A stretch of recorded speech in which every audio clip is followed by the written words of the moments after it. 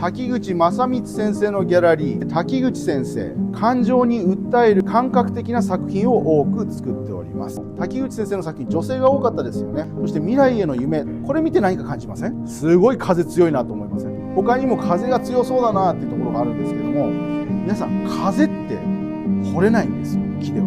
ただ先生、こういうふうに見事に風を表現してくるんですね。滝口正光先生は言葉を喋ることができません。耳も聞こえません。4歳の頃に高熱でその能力を失ってしまったんですけども、その代わり先生は目に見えないものを歌詞として残すという素晴らしい才能を手に入れました。先生の作品が心に訴えかけるのはそのためでもあると言ってます。残念ながら2017年に亡くなりました。この作品に囲まれながらお客さんがチェックインを待っていただいたり、ラウンジとして使っていただくという空間を作っています。